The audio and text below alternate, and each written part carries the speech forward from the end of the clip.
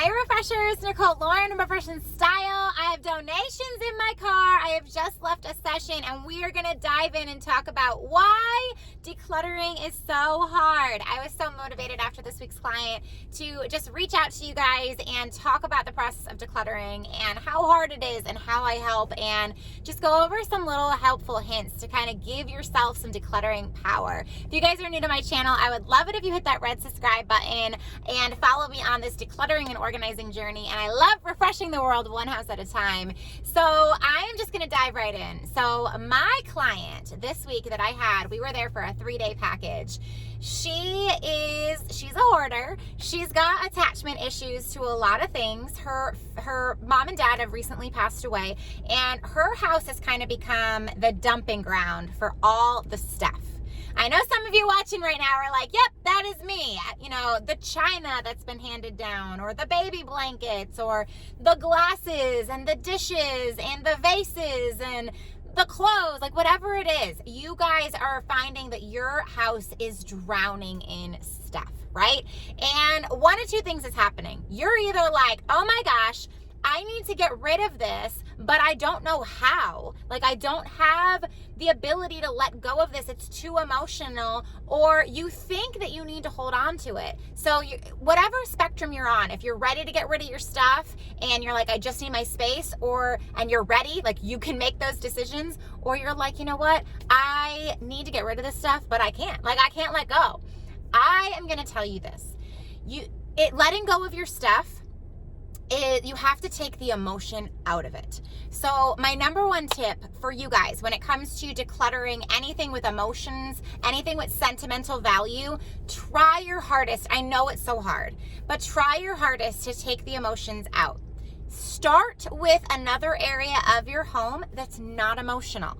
So day one, Monday morning, we went to this client's house and she opened the kitchen and there were some tears. I closed those kitchen cabinets and I said, we are absolutely not starting our decluttering journey here. We are going upstairs where there is zero emotional attachments. There's no tears up there. I know the Minimal Mom says all the time that you need to build your decluttering muscles. You need to build those decluttering muscles. We need to gain our confidence when it comes to decluttering. We need practice decluttering. Start where the decisions are going to be easy. Start where they're going to be fast. Start where the emotions are not there. Because what's going to happen is you can get rid of the stuff you're not attached to, and you get the rhythm, you get the process, you get the muscles, you get grooving. When we move to where the emotion is laying, it's a little bit easier. And here's what I'm going to say. Once you have already tackled those other spaces and you are opening those sentimental boxes, or you are opening the jewelry, the dishes, the china, and you're just not sure what to do, it's important to make fast decisions. So don't hold it and make it like a 5-minute process per item. You've got to take the emotion out and make the process fast, quick and easy, like a Band-Aid. Rip it off. And this is what I suggest when it comes to sentimental things. You either have to donate it, bless someone else that has nothing with it, decorate with it, like give it a purpose, or you're going to have to use it, okay? So donate, decorate, or use. Donate's pretty self-explanatory, guys. For my clients, I have partnered with different charities in the area, and we have one working on our own right now. But I have made sure that I have those connections that when I take your items, it's going to go directly in the hands of people that need it. So if you guys are local, hit me up. If you guys are not local, just go look for a local charity that is close to your heart that you can donate, so you actually feel like you're helping the community and you are helping. You're being those helping hands for someone who needs it. Other thing is decorate. If you've got china, put it on display. If you have a picture that your grandmother handed you down, don't stuff it in the closet. Hang it on the wall. I think a lot of times we hold on to things and we keep it in a box, feeling like we have to hold on to these things and they just have to stay in the box. Use it. I don't know whose house I was doing, but she had her grandmother's wedding veil. Well, it's not serving any purpose in a box. So I said, give it to your daughter. She could play dress up with it. Sentimental stuff does not have to hold like this prestige value. I think sometimes we think, especially if our loved ones handed it to us and they've passed, that, we have to put it on a shrine and it can't be touched. It can't be tampered with. There are certain items that I know are like that. So of course, display those items. It's just as much I don't want to say disrespectful. I don't want to say not honoring, but it's kind of equal if your family history of items is sitting in a box in the attic or way in the back of the closet, or giving it away. At least when you're giving it away, you're blessing someone else and its legacy can carry on with someone else. It's not serving any purpose in a box.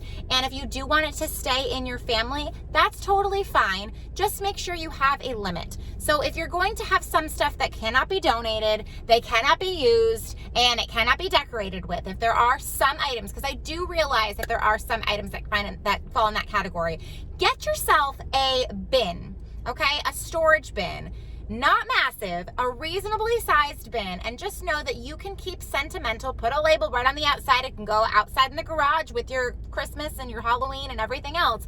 Label it sentimental. It is okay to keep those things, but make sure they're in a small bin and they are where you can find them. And make sure you've already gone through them to see what could be donated, what could be decorated with, and what could be used. I usually suggest to do the same thing when it comes to kids stuff, like if we want to hold on to all the arts and crafts and stuff like that. So make sure everything has a designation. So that's my tip to you guys when it comes to sentimental items. And I just wanted to let you guys know that part of probably the most important and special and meaningful part of what I get to do is coach people through decluttering. This client on day one, guys, she didn't like me. She actually yelled at me. My client last week, who was a hoarder as well, stuck her tongue out at me. I'm not kidding you.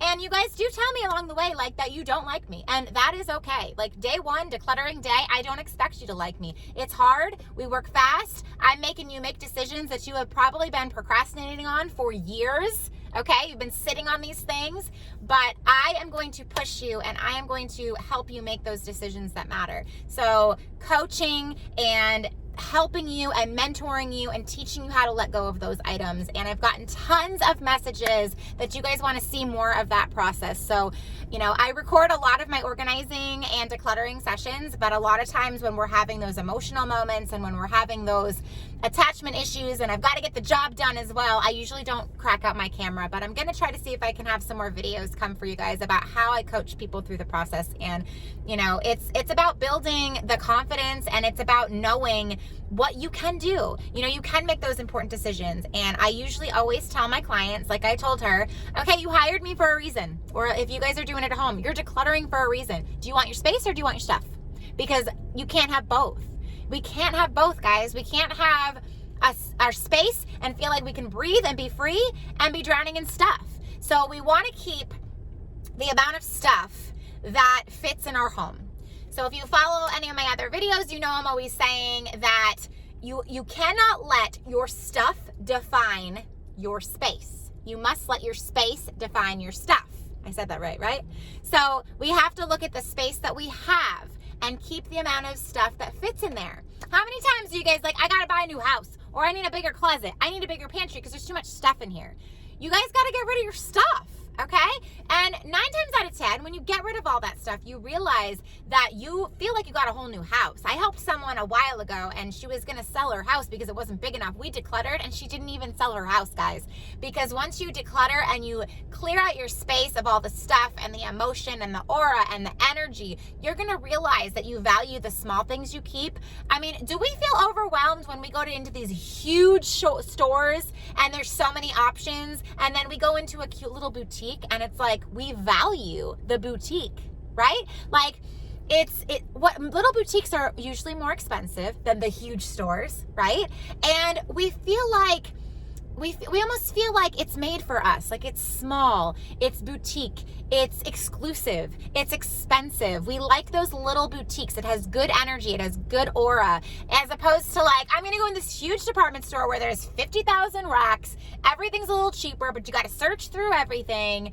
So the same thing goes for your house. Put that higher value on your house. That is where you live. That is where you breathe. That is where you work. That is where you raise your kids. That is your sanctuary. Let's start treating our spaces like that. And I am so happy ending this 3-day package with this client. I mean, there was tears. Yesterday when I left, she literally texted me all night and said, I feel like you changed my life. And I want you guys to feel the same. So if you guys have been putting off decluttering for so long because you have those emotions, you're scared of it, guys, it's work. It's work. It is hard. It's digging up stuff that we don't want to face. It's physical. It's emotional. It's time consuming. Let's be real, right? It's not. I'm probably one of the only people who think decluttering is fun. And the reason why I love decluttering and why I'm so passionate about it and why I try to share my happy dances and my energy about it is because, guys, trust the process. When you are done, you are done. You are done and you feel it like in your soul. I promise you, you feel it in your soul and you feel it in your mind. And it is. I've had clients say, like, I feel like I lost 10 pounds, or I feel like you changed my life. I feel like I just got back from vacation. Those are all things that clients always tell me. And guys, I'm always decluttering my own house. Like every time I do my laundry, I am decluttering when I put my stuff away because I just like that boutique feel. I like to have value on my stuff. So if you guys are feeling those emotions, if you guys are feeling tears, if you guys are dreading it, if you're like, I don't know how to make those decisions, I hope those tips have helped you. And I hope some of my other videos have helped you. And I'm going to try to record, a little bit more of kind of working through those emotions. So stay tuned for those videos. And if you guys didn't already, make sure you hit that red subscribe button. You can follow me on Facebook and Instagram so you can follow my decluttering and organizing journey. Don't forget to ring the bell so you guys never miss a beat or a basket or all the donations Nicole has in her car and how I can help you guys work through those emotions. So have a refreshing day. Go declutter your houses and get refreshed. Bye, guys.